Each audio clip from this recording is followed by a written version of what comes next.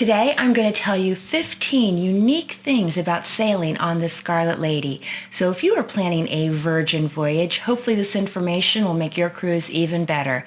If that sounds interesting to you, please keep watching.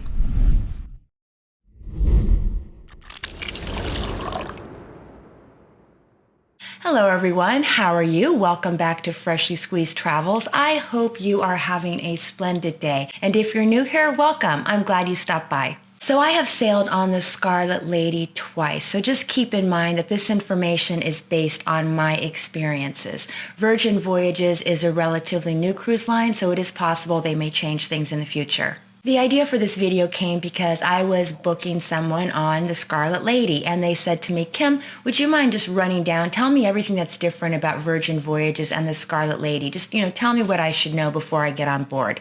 So I started telling them everything I could think of, and then I said, you know what, let me just make a list. And then from that I thought, wow, this might be a good video. So here we are. Before we dive in, if you like cruising videos, please give this a thumbs up and consider subscribing. I do lots of cruise videos and I would love to have you join my traveling party. Some of the information I'm going to cover today I have talked about in previous videos. I do have several Scarlet Lady videos where I've talked about my sailings, but other information is brand new.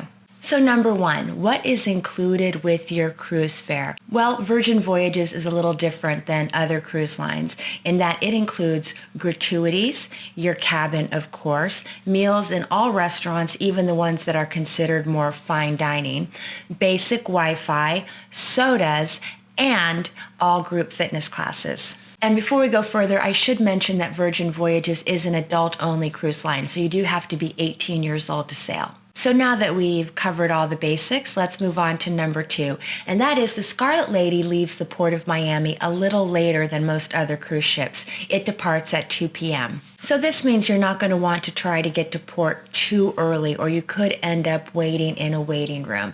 I would recommend getting there 1 o'clock or 1:30 if you can. That way when you're done with check-in, you'll be able to board right away. Of course, Virgin may give you an arrival time, but you can always call and ask if you can arrive later. Number three, on the Scarlet Lady, they give you a bracelet instead of a key card, and the bracelet is used to open your stateroom door, and it's also how you pay for things on board. And by the way, you can always check your onboard balance by going on the Virgin Voyages app. Number four, you can't get bottled water on the Scarlet Lady. Of course, you can go to any bar and you can ask for a glass of water, but you cannot get a bottled water.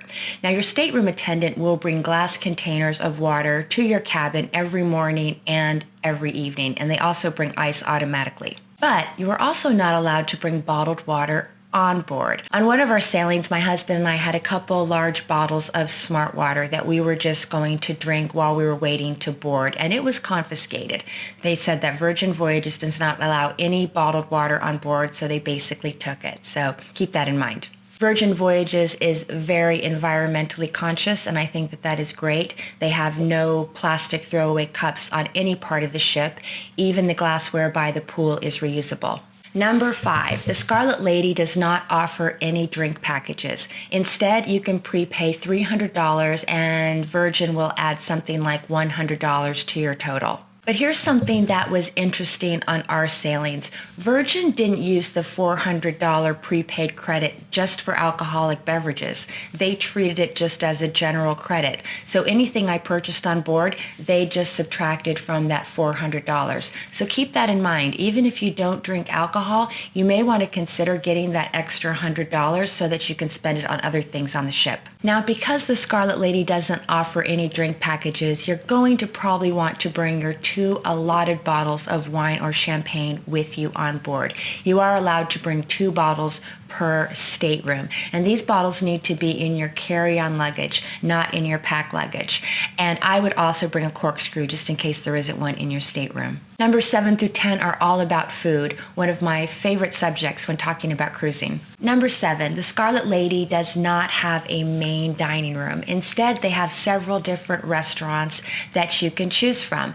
But here's the thing, you are only allowed to dine in each restaurant once for dinner during your sailing. If you want to dine twice at a particular restaurant, you can put your name on a waiting list and you may be able to eat there again. On my 2 sailings, I called Virgin Voyages about a week before departure, and I made all of our dining reservations for dinner that way. I found it to be easier than trying to use the app or going online. Number 8, there are 2 spots for brunch on board. One is at the Wake, which is the higher end steakhouse, and it has a very, very nice brunch. And the other is Razzle Dazzle, which is the restaurant that leans towards vegetarian fare.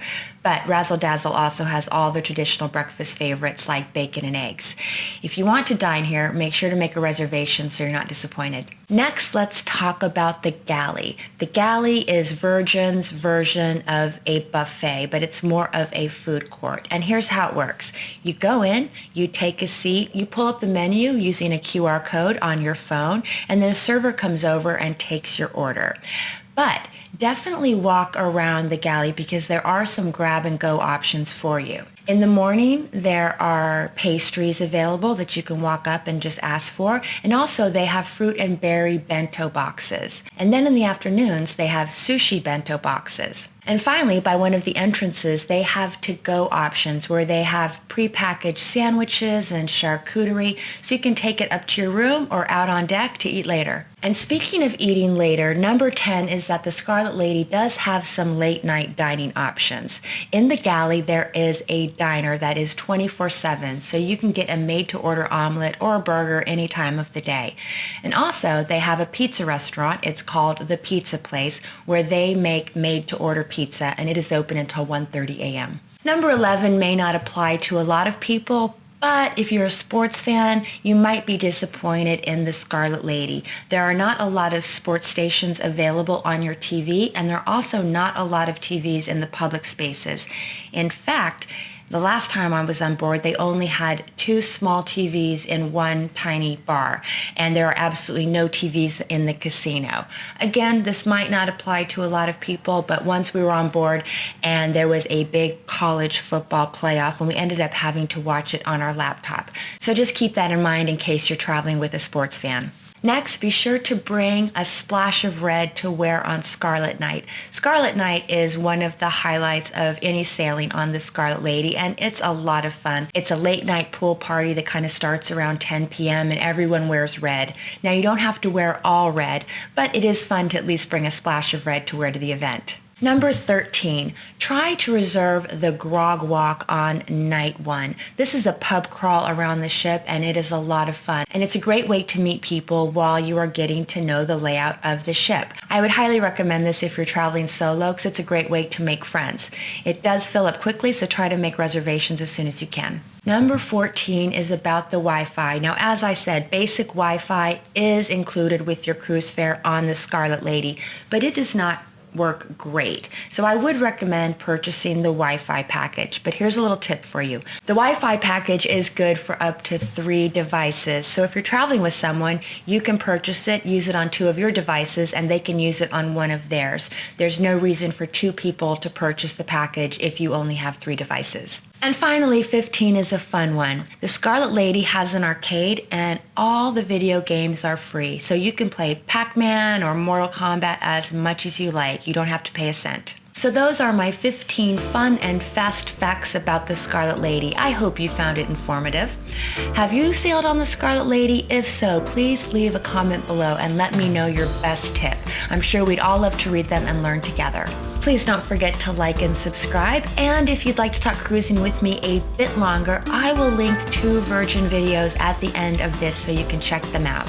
Until next time, I hope you have happy and safe travels. I appreciate you and thank you so much for watching. Bye.